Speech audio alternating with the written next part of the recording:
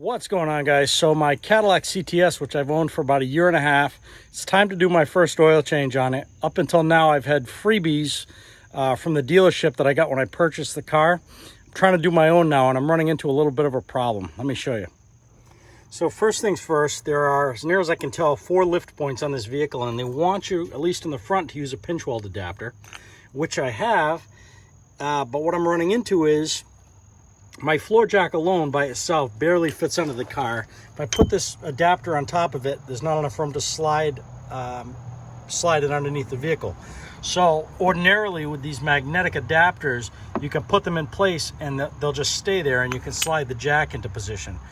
The problem with this Cadillac is there's a plastic piece here. I don't know if you can see that, but it hangs down just low enough that I can't get this adapter high enough without applying just a little bit of force, so it won't stay in place on its own. Now I got the adapter in place, and you would think, okay, no big deal. Now you're in a position where you can raise the vehicle. I should be all set to go, but what I'm running into is a situation where this yellow portion of the jack, which would ordinarily be used to lift the vehicle, is so wide across, it's like probably 3 or 4 inches outside diameter, that it's striking the lower portion of the car here. I had a scrap piece of Trex decking material laying around. I cut it into a circle to fit my jack pad, and once I get this in position under the vehicle, it'll give me enough clearance where this portion of the jack shouldn't strike the car. I haven't tried this yet, but I think it's going to work.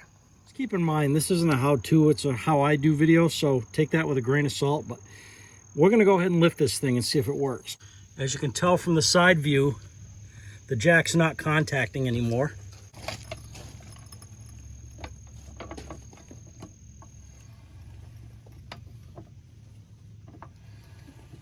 I should mention, since this might come up in the comment section, why not just use a set of car ramps and your problem solved?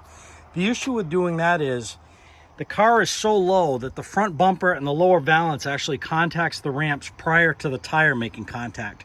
So I suppose I could get around that by driving on a couple planks just to give the front bumper a little extra clearance and then pulling up onto the ramps. I'm sure that would probably work, but I wanted a workaround for my jack, and that's the only reason I didn't do that. So this method that I came up with here seems to work pretty well. I got to safely support this thing and continue the work I have to do here. Oh, and any worries about the Trex decking being too soft? As you can tell, this thing is barely marred up at all from that. And I had this thing in the air for probably an hour. Now, I'd probably be a little more cautious of this if it was a 90-degree day or something like that. You know how this stuff can tend to get really hot and maybe a little bit soft. But no issue for my application with the weather today, and it's probably in the 60s. All right, guys, if you own one of these cars and this helped you out, I'd appreciate a thumbs up. Keeps the YouTube gods happy, helps the algorithm and all that stuff. We will see you on the next video.